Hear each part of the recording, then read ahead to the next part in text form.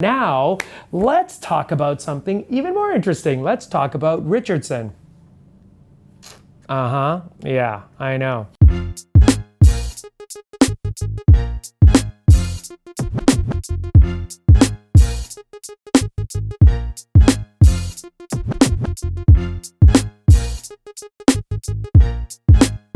So, is marijuana a performance-enhancing drug? WADA thinks to. Isn't that the weirdest, stupidest term ever? World Anti-Doping Agency. Great, I commend them on all the work that they're doing, and I bet you they'd smoke pot.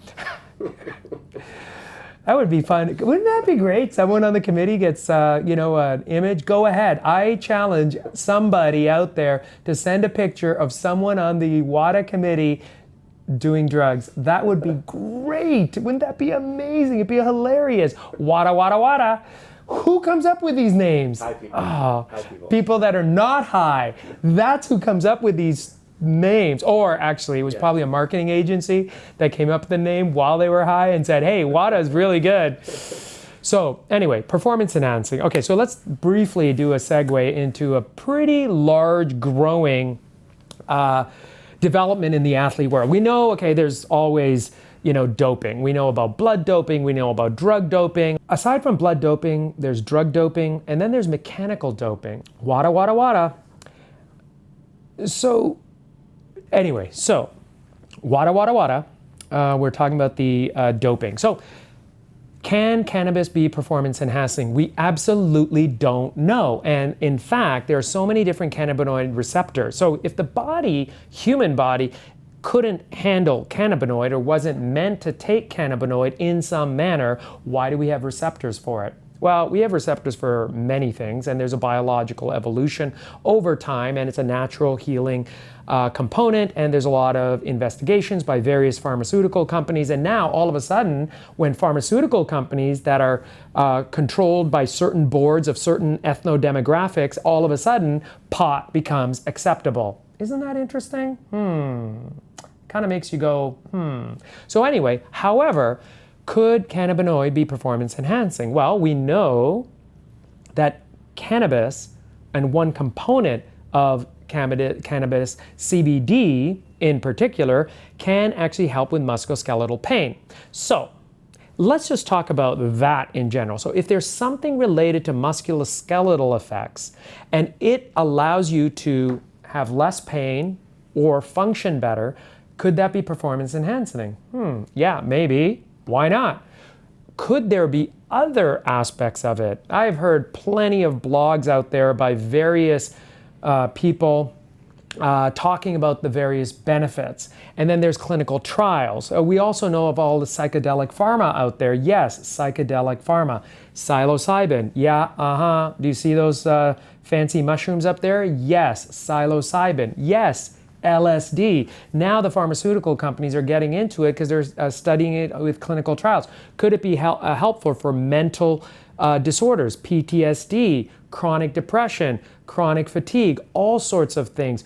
It actually can have benefits, and there's a lot of companies that are developing it. And conflict of interest, yes, I have invested a little bit of money in some cannabinoid stocks and psychedelic pharma stocks because there is clinical evidence that there may be some benefit for patients with various disorders. Now, I'm not an investor. Do not accept this as any kind of advice on how to invest or what to invest in. I am simply a clinician, scientist with some experience and understanding of musculoskeletal kinematics, and believe that there is some benefit with various pharmaceuticals and drugs out there, because I've seen the worst of things in terms of complications by drugs, and I've seen the best of things, what other patients have told me, and clinical trials and evidence. Plenty of evidence out there, and it's about benefit and risk. So, back to the WADA WADA.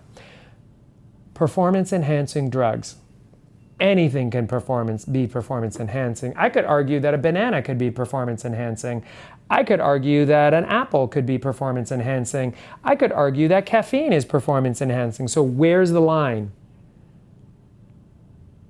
Wait, do you see the line? Is there a line? Can you draw a line right here? Like a thin red line? Or is it a blue line? What's the most politically incorrect line? Is it a blue line or a red line or a yellow line? Just pick one. Make a color and draw a line right here. Anyway, so, yes, I believe, and the evidence is still to be disseminated and developed and discovered, but there may be evidence that even something such as cannabinoid in the right pharmaceutical development could be and could have potential performance enhancing features. Now, if your mood is altered, you have less anxiety, and your joints are looser and feel a little bit less pain, is that performance enhancing? That may be no different than taking an anti-inflammatory. It actually may be better than taking an anti-inflammatory because you don't have the gastric side effects. Now, traditionally, we understand marijuana and pot as sending you up into dopey world, right? So you get all doped up. But that's where WADA comes in. Anything can dope you up, right? So I could have a chocolate bar and it could give me some energy. So could cannabinoids be performance enhancing? Should Richardson be eliminated from the races? I can tell you right now that if that athlete were not American, if that athlete were from a country like, let's say Switzerland or France or Germany, they probably may have looked the other way. What do you think? Comment down below. Is there something that this particular athlete did differently from any other athlete? She actually has a medical reason for using cannabinoids. So where do you draw the line? And so, yes, I do believe that eventually we will realize that there are numerous benefits of cannabinoids. But is tobacco a performance-enhancing drug? Is nicotine a performance-enhancing drug? I would argue that they are human killers. Tobacco is still legal. Why? You should ask a tobacco company that. So before WADA gets all pent up and frustrated with a little up there you-know-what, maybe the entire world should stop tobacco production and consider that maybe a marijuana leaf has more value for human evolution, development, and kinematic function to actually improve human motion naturally than bottled soda, alcohol, tobacco, caffeine, or anything else. And yes, I had a cup of tea this morning. Was it too much caffeine? I don't think so. So yes, I know you're all thinking the same thing. Tadej Pogacar, yes, yes, yes, yes. Yellow jersey all the way, won the Tour de France, no problem, second year in a row. White jersey, polka dot jersey, and the yellow jersey. I know, it's amazing, injury-free. Oh, we're not talking about Tour de France? Oh, yeah, I know he didn't get an injury, but what are you talking about? It's the Tour de France. It's the Formula One of cycling. Oh, you wanted to talk about the Hamilton crash in Formula One, but this is the Formula One of cycling. I mean, it's like everyone's talking about it. I mean, every single viewer. I know all my viewers watch the Tour de France, right? Yeah, okay, fine.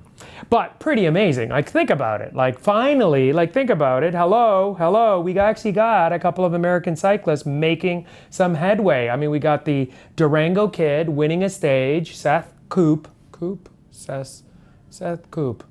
Get the name right. Anyway, Durango Kid. Let's just call him the Durango Kid. Unbelievable. The guy now lives in Andora, like France, Spain, little tiny country in Andorra. I want to visit it. Everyone's heard about Andorra now. I mean, Unbelievable. Anyway, so we got an American cyclist winning the stage on the Tour de France. Finally. Yeah, I know I'm Canadian, but I live in the States now. So yay, Canadian. Because we did have a Canadian who was up for the green jersey. Like, you have no idea what I'm talking about, do you? Absolutely not. Like, this is what I got to deal with. Do you believe this? I got to deal with a sports media guy who knows nothing about sports. Anyway, so that was Tour de France. Fun. So yeah, Lewis Hamilton crash. Yeah, Lewis Hamilton rocks. He was ahead. I don't care what you think. I know you're going to put comments down below, like ripping into Lewis Hamilton, but he's good. He got ahead. If it was Schumacher, no one would have said anything. It's Lewis Hamilton, so everyone wants to strike him out. Okay, whatever, blah, blah, blah, blah, blah. Okay, that's enough about Formula One. Like, okay, so little segue back to Tour de France. We already know about the Lance Armstrong controversy, right? He got stripped of all his tour victories. And of course, Jan Ullrich. I mean, they all admitted that that was just part of the cycling world, but you know, they took away Lance's tour victories. Now, I wonder if that was a European. If it were a European, like a Swiss, French rider who won that many tours, do you think they would have stripped him of that? I don't think so. Especially a French guy. Especially a French guy. They would never have done that. Do you think there's conflict of interest in sports? Yeah. So, mechanical doping's a new term. Even that was something new that came up to pass because of the Bahrain controversy that happened during the Tour de France. So there's a couple of really cool teams that are sponsored by Middle Eastern groups. So say what you want about the Middle East. This is not about the Middle East, but you have Bahrain that sponsors one team. You have UAE, Emirates that sponsors another team, and they did really well. So the controversy was that one of the Bahrain cyclists actually won a stage victory, and it was pretty remarkable. And so it was controversial because for some reason the WADA police showed up and started, investigating them. No one knows why, but they were saying, the news reports are, that there was mechanical doping. Mechanical doping means that you're using something on your machine. So it could be your shoes, but more than likely the mechanical doping relates to vehicles, bicycles, those kind of things. So that's why they always inspect them, do x-rays and do little magnets over the machines to find out if there's any mechanical doping, because we all know about e-bikes. E-bikes are for people that have no legs. We know that, Sure, I think the only advantage of e-bikes is that if your wife or partner can't keep up with you biking, so give her an e-bike so that you can go up the mountain together and stay together. Nice couples experience. But hey, I've been riding up a mountain and there's been e-bikes flying by, and you'll get these like 300-pounders riding an e-bike passing me, and I'm out of shape, but I can still ride pretty decent. And so when you hear this buzz zooming by, and it's like, what do you think the cyclists drink every now and then during the feed station? They have a little red can of fizzy soda. That's Coca-Cola. Coca-Cola used to contain cocaine until it was eventually realized that cocaine was bad. Now, Coca-Cola only includes caramel, toxins, and caffeine. And it's terrible for you. In fact, the entire world's water problem, global health crisis, and Arctic meltdown, and what? Carbon emissions could be reduced is if every single bottling company from soda pop to beer were to stop bottling. All of a sudden, the world's water crisis would go away and the Arctic meltdown would stop. Guaranteed. If you don't think so, prove me wrong. Go ahead. I know you can't prove it. So. Well, and there'd be less 300-pound people. Oh, there would be a lot fewer 300-pound people. And we got to get rid of, sugar substitutes and all soda pop. Now, it's kind of controversial because one could argue, well, we can't get rid of wine, we can't get rid of beer, we can't get rid of soda. And it's like, well, actually, if you actually look into the amount of water that it takes to make wine, beer, soda pop, and let's throw in almond milk and cashew milk and all of those other synthetic milks out there. And you could argue that if you were to stop any of those companies right now, the entire global polar cap meltdown would stop, guaranteed. Prove me wrong if you can't. Go ahead, Coca-Cola, Pepsi-Cola, and every beverage company out there. Prove me wrong. Stop bottling all artificial water for 12 months. And let's see what happens. You can't prove me wrong? You don't want to stop bottling? That sounds like a conflict of interest to me. So I guess you can't prove me wrong. So there's nothing you can possibly say down below that could possibly prove me wrong unless the entire world were to agree to stop all bottling of beverages and only use natural or naturally sparkling carbonated water. Was that too controversial? How did we get there? Wada, wada, wada. We've been a lot of places.